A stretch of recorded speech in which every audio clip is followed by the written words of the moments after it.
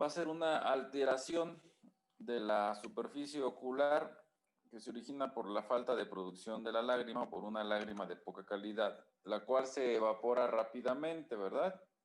Y aquí, a ver, que me repitan nuevamente para que no se les olvide los componentes de la lágrima. Armando, Patricio. Hola doctor, buenas tardes. Buenas tardes. La lágrima se compone de tres capas, una lípida, una acuosa y una mucosa. La lípida, ¿Quién produce?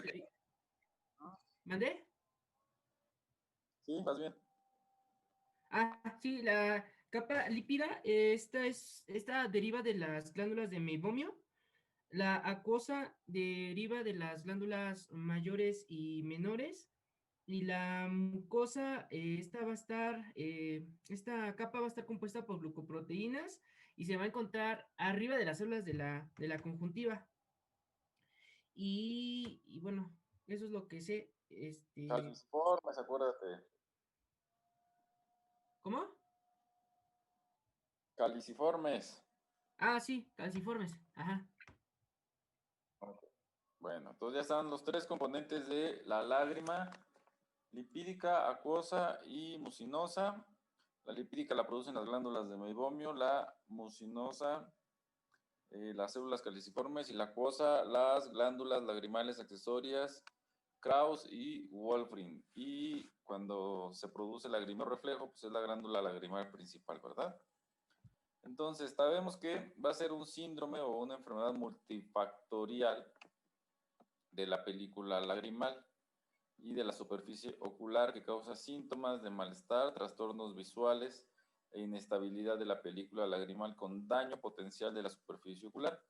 Recuerden que un paciente que tiene ojo seco severo pues puede tener desepitelización corneal y posteriormente puede provocar esto una úlcera corneal, ¿verdad? Va acompañada de incremento de la osmolaridad de la película lagrimal e inflamación de la superficie ocular. Y al aumentar la osmolaridad, esto condiciona inflamación de la superficie ocular y esto ocasiona incremento de la osmolaridad también y es como un círculo vicioso. ¿Ok? Y aquí es importante, a ver, Daniela Rodríguez, ¿cuáles son los síntomas principales del ojo seco? Bueno, pues el paciente va a referir como sensación de sequedad o como si tuviera un cuerpo extraño, decía como arenilla en el ojo, va a presentar ardor, va a tener, ¿verdad? Ojo rojo, Más bien, más bien. presenta también una sensibilidad a los cambios de temperatura o de humedad ambiental, puede presentar borrosidad transitoria, blefaritis post seborreica.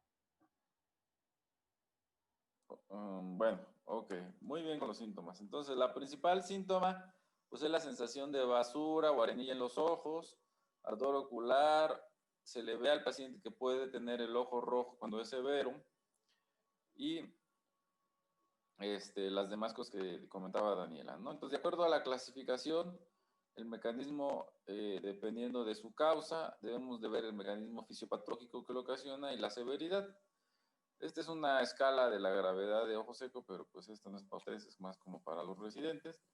Y recordar que la película lagrimal confiere protección para lubricar el ojo y da un ambiente adecuado para la renovación de las células epiteliales de la córnea. Si no hay buena calidad de lágrima, pues entonces hay desepitelización corneal, ¿verdad? Ya les comentaba yo las tres capas de la lágrima y cómo se producen, ¿no? Los niveles bajos de andrógenos y altos de estrógenos son factores de riesgo para el ojo seco. Y estos cambios fisiológicos predisponen a ojo seco por disminución del volumen y flujo lagrimal, incremento de la osmolaridad y disminución de la estabilidad de la película lagrimal y alteración de los lípidos meibomianos. Por eso va a ser común en las pacientes que empiezan a tener síntomas de menopausia, que empiezan a tener cambios hormonales. Las pacientes se quejan de resequedad a nivel de las mucosas, ¿verdad? El ojo, la boca, la vagina también puede ser, y esto dar síntomas de resequedad ocular. Ardor, sensación de cuerpo extraño, prurito, visión borrosa también, que mejora un poquito cuando parpadea. Leve a moderada disminución de la visión, sequedad, fotofobia, fatiga ocular, ojo rojo. ¿Okay? Inyección conjuntival. Podemos ver esto que tenemos aquí es el menisco lagrimal. Usualmente es mayor de 1 milímetro. Esto se ve con la lámpara de hendidura. Si es menor de 1 milímetro, pues nos habla de que el paciente tiene resequedad, ¿verdad? Debemos de identificar la causa del ojo seco. Puede ser por una deficiencia o una falta en la producción acuosa, ¿sí? Si esto se puede asociar a lo que denominamos síndrome de Sjögren, que puede ser primario o secundario, ¿verdad? Si es no Sjögren, la deficiencia de la producción acuosa puede ser por una enfermedad de la glándula lagrimal, pérdida del reflejo lagrimal. Ok, y si es por evaporación, pues podemos tener una enfermedad de las glándulas del meiomio, exposición ocular, pacientes que tienen alguna parálisis facial o lentes de contacto o trastornos del parpadeo también, ¿verdad? Y descartar también que el paciente tenga o no una obstrucción de la glándula lagrimal, porque esto puede condicionar el ojo seco. Y hablando aquí de los pacientes que tienen síndrome de Sjögren primario y síndrome de Sjögren secundario, a ver, Margarita, ¿qué es el síndrome de Sjögren?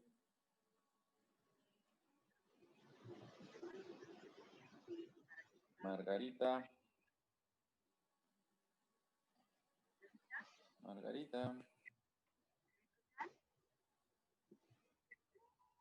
Sí. Se fue Margarita, ¿verdad? ¿Por qué no se escucha su micrófono tan fuerte, no?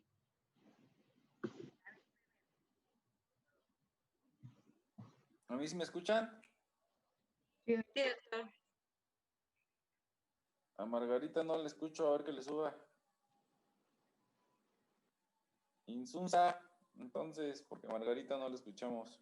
Sí, doctor. Es una entidad que genera hiposecreción lagrimal patológica y tiende a ser evolutiva.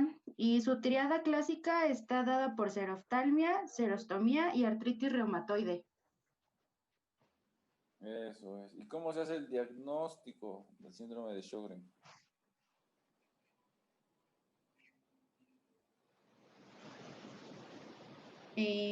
¿No es con la prueba de Schirmer, doctor? Pues ayuda, ¿verdad? Pero le debemos de tomar un cachito a una de las glándulas, ¿verdad? Glándulas que... Las salivales. Las glándulas salivales. ¿Quién habló? Voy a ponerle un punto. Entonces, las glándulas salivales, ¿verdad?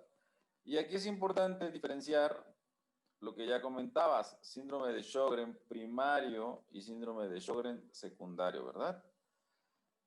¿Cuándo se denomina síndrome de Sjögren secundario? A ver, Natalia, secundario, ¿por qué se llama secundario? Natalia Hernández. Natalia. Yo, aquí estoy, doctor. ¿Me escucho? Natalia. ¿Hola? ¿Qué? Sí, te escuchas bien. Ok. ¿Cuál es el síndrome de Sjögren secundario? O bueno, ¿por qué se le llama secundario? Porque ocurre cuando hay un trastorno autoinmunitario como es la artritis o lupus. Eso es. ¿Artritis qué? ¿Mande? ¿Cómo se llama? ¿Artritis qué? Reumatoide. Ándale, artritis reumatoide o lupus o poliartritis nodosa, etcétera. Una enfermedad generalmente reumatológica, por eso se le llama síndrome de Sjögren primario, secundario. ¿Vale? ¿Ahí me escuchó? Sí. Ok. Entonces, síndrome de Sjögren secundario cuando está asociado a una de estas enfermedades. Artritis reumatoide, lupus, poliartritis nodosa, principalmente esas. Síndrome de Sjögren primario no está asociado a ninguna de esas enfermedades, pero tiene sintomatología ocular y el diagnóstico se hace mediante una biopsia de glándula salival. ¿Ok? Sigamos. Entonces, en el síndrome de ojo seco se desarrolla en dos fases. La primera en que uno o varios estímulos ambientales inician en individuos susceptibles de agresión a los tejidos oculares. La segunda en la que por mecanismo neuropático y metabólico inflamatorio se produce inestabilidad de la película lagrimal, disminución de la secreción lagrimal, aumento de evaporación o alteración en la composición de la lágrima que va a condicionar la hiperosmolaridad, ¿verdad? El síndrome de ojo seco va a ser la causa más frecuente de irritación en personas mayores de 65 años, con una prevalencia del 7.5 en mayores de 50 y de 15% en mayores de 70. La prevalencia ha aumentado en los últimos años debido a la población que cada vez es más viejita y la edad avanzada y el sexo femenino pues se asocia o son los factores de riesgo conocidos, generalmente de 2 a 1, lo que le comentaba en las mujeres que inician con la menopausia, pues pueden tener datos de ojo seco. Y podemos hacer una prueba con unas tiras, ¿verdad? Aquí a este paciente, ¿qué prueba le estamos haciendo? A ver, Miriam Puebla. Miriam, Dígame, doctor. ¿qué prueba le estamos haciendo a este paciente? ¿Cómo se llama? Ay, no me acuerdo, la verdad. Miriam, tú eres la que se pone nerviosa cuando le pregunto. No me pongo nerviosa. El problema es que hay mucho ruido aquí en mi casa, por eso prefiero hablar un poquito más rápido. Bueno, a ver. Doctor, sería la... Yo, doctor. Oye, Eco, hay alguien junto con otro, ¿no? Yo, ¿Es doctor, es que el aprendí test que Schirmer? ocupé otro aparato. Ah, conectaste dos aparatos. Bueno, a Y ver. es que en el otro no me escuchaba. ¿Quién habla entonces? ¿Margarita o Luz? Margarita. ¿Qué prueba le estamos haciendo a este paciente? ¿Cómo se llama? Es el test de Schirmer. Es de Schirmer, ¿verdad? Y hay uno que va a medir la secreción basal y otro refleja. ¿Se acuerdan? A ver, ahora sí. ¿Quién contestó ahorita? Luz. Luz, ¿cuál es la diferencia entre uno y otro? ¿O cómo hacemos el test de Schirmer? Sí.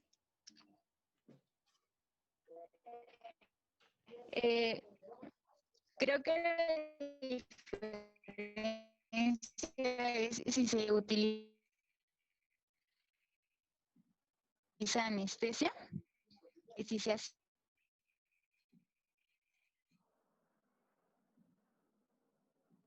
sin anestesia, la prueba iba a medir la función de la lágrima Eso es. lagrimal, o sea, estimulaba la secreción. Cuando se ocupaba anestesia, lágrimas accesorias, que era pues la de la secreción. Ok. Bueno, está bien, más o menos.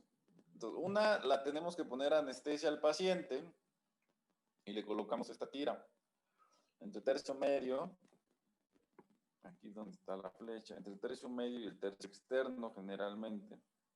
Y entonces, al colocarle anestesia, lo que medimos pues es la secreción basal, ¿verdad? Porque no tiene algún cuerpo extraño el ojo que esté provocando, que produzca lágrima.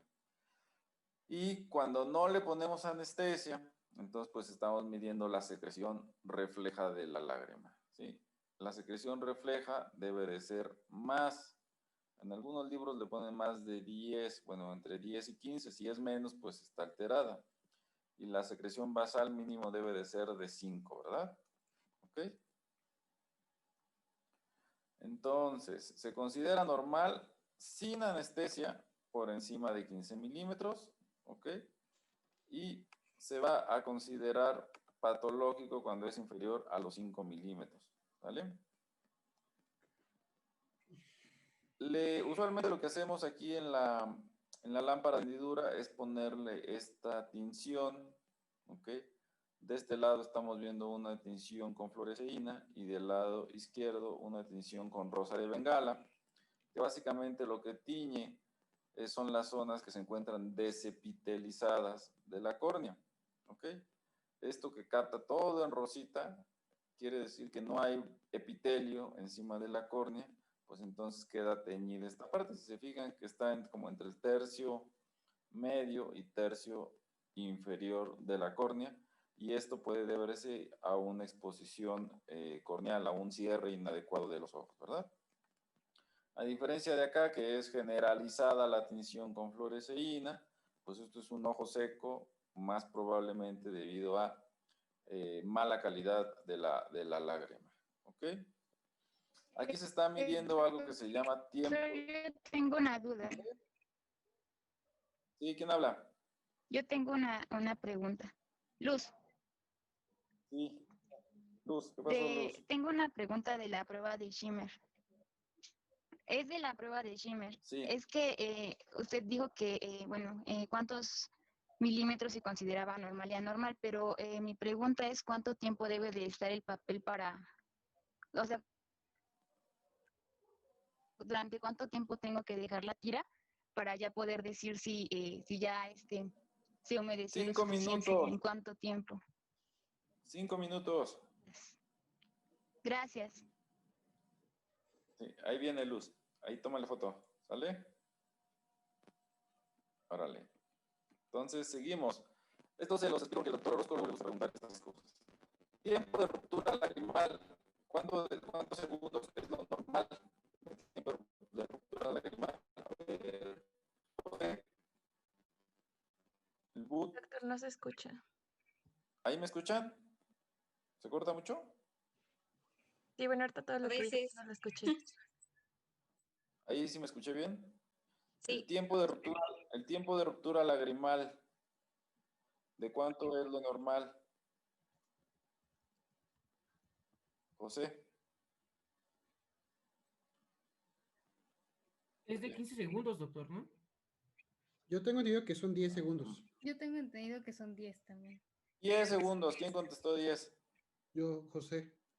Y también Diana, creo. José, digo. sí. Está bien, 10 segundos, porque eso le pregunta el doctor Orozco. Más de 10 segundos es lo normal de tiempo de ruptura lagrimal. Y se abrevia B de burro, U, T, BUT. ¿Ok?